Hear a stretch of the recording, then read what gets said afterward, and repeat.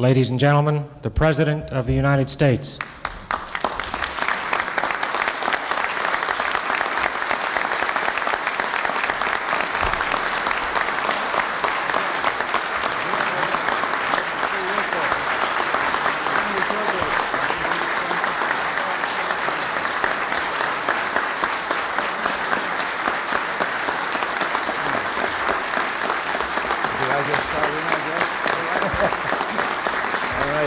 Thank you. Thank you very much. Well, seeing so many association leaders here today threw me for a moment. I thought that I was supposed to lobby you on a budget bill. But it really is a pleasure to welcome you here, and to tell you the truth, I'm going to do a little lobbying after all, and that's on behalf of our Private Sector Initiatives program. Now, I know you must have been briefed very thoroughly and know all about that, and I'll try not to plow the same ground, but I heard a story the other day about a third-grade teacher who was explaining the importance of good penmanship to her class. She told the students, if you can't write your name, when you grow up, you'll have to pay for everything with cash.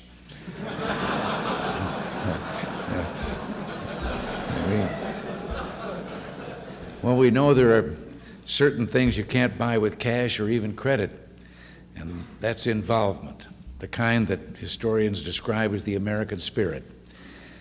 You've been hearing about that spirit and involvement in the briefing today, and I'd like to just expand a little. I know that volunteerism didn't start with this administration. Americans have been helping their neighbors ever since the country was settled.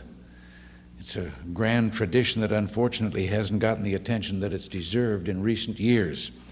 What we're trying to do is make sure that these good deeds receive their fair recognition, hoping that in turn this will spur others to participate. And that's why I asked Bill Verity to chair the Private Sector Initiative Task Force. And let me tell you, he's been keeping me busy. We've had 6 major meetings here at the White House. I've talked to the nation's governors, asking them to form statewide task forces, and over 40 states have now done so. I've asked the Cabinet to encourage volunteerism and to promote public-private partnerships in their departments. I've met with independent broadcasters from around the country, and now I'm glad to report that we're finally seeing more stories about the good things that people are doing. To give you an idea, at least 40 TV stations around the country are running programs that show how communities are solving their problems through partnerships. I've also made visits to cities all across the country in order to spotlight private sector initiatives. And now, before I wear out my arm patting Bill and myself in the back, let me say I mention all this to show you how deeply we believe in private sector initiatives. The push for private sector initiatives is as central to this administration as cutting spending and taxes. But what's even more important than what we're doing is what the American people are doing. In Las Vegas, the Independent Youth Athletic Association provided volunteer labor and equipment to light up city and county baseball fields, saving taxpayers more than $270,000 in lighting costs. Then, working with local agencies and private foundations, they built an athletic complex that is now valued at over $3 million. The old Newsboys Goodfellow Association sounds like something I should belong to, doesn't it? In Toledo, provides more than 2,000 food baskets and other essentials at Christmas time for school kids. In the association's words, our project will last forever. Our membership's pleasures are realized when they see the smiles on the recipients' faces. An American Medical Association auxiliary in Flint, Michigan operates a free spinal screening program for youth in the area. In November, more than 13,000 children were screened with the help of 300 volunteers. And the list goes on, and many of them stories of almost happening by accident. As a matter of fact, in Santa Barbara, California, just a couple of years ago, a young girl in school needed to have the total kind of bone marrow transplant for the cancerous condition that had afflicted her. But her family, there was no way they could send her to Mayo's, where this was to be done at that time, and fund this. And some of her schoolmates, just in her class, began knocking on neighborhood doors and telling their story and asking for money to help their schoolmate.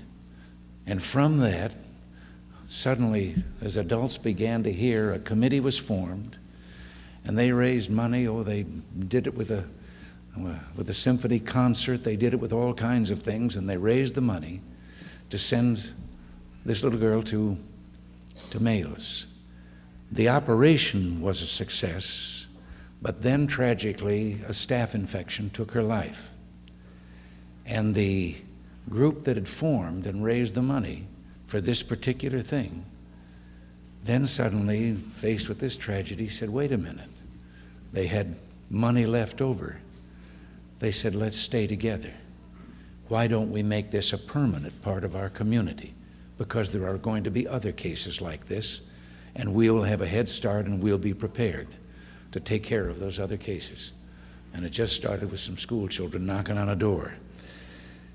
You know, I wish all those who claim our greatest days are past could grasp the energy and vitality in grassroots America today. Henry Luce, the founder of Time magazine, saw this. He spent a lifetime watching and recording it. And in 1962, he observed, we're the country of the endless frontier, of the big sky, of manifest destiny, of unlimited resources, of go west, young man, of opportunity for all, of rags to riches, mass production, nothing to fear but fear itself, technical know-how, a chicken in every pot, gung-ho, and can-do. Well, it may sound a little corny, but Luce was absolutely right, and that spirit is still out there. And you here today are in touch with it through your memberships. You can stimulate and activate the manufacturers, the small businessmen, the doctors, the nurses, the lawyers, the realtors, the public officials and concerned citizens who are your members. They're the people who make this country go, and they're the ones who can make the difference.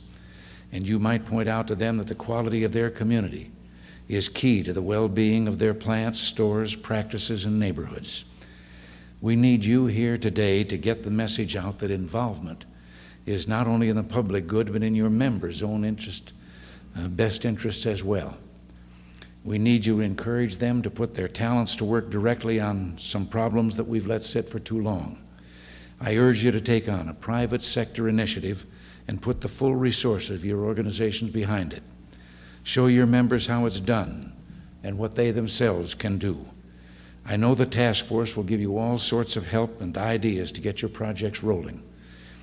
Although the task force is going out of business at the end of the year, we'll still have the White House Private Sector Initiatives Office, and I'll still be speaking out as I have been. And I hope that your organizations will be out there carrying the ball for us also. I guarantee you that you'll have plenty of support from here. When I was inaugurated, I said that our people have a potential for greatness, and they've proven it every time it counted. I believe we're in one of those periods of our history when it counts more than ever. And I ask you to join us in releasing that potential and to share in the satisfaction of making America all she can be. I thank you again, all of you, for being here. I will turn you back to the gentleman here on the platform and the continuation of your meeting. And as the little girl told me, an 11-year-old girl who wrote me a letter shortly after I got here, she told me that how many disappointments I'd have and how busy I would be. And she said, you'll just be glad that you're not God. And then she ended with a P.S. and said, P.S., now get back to the Oval Office and get to work.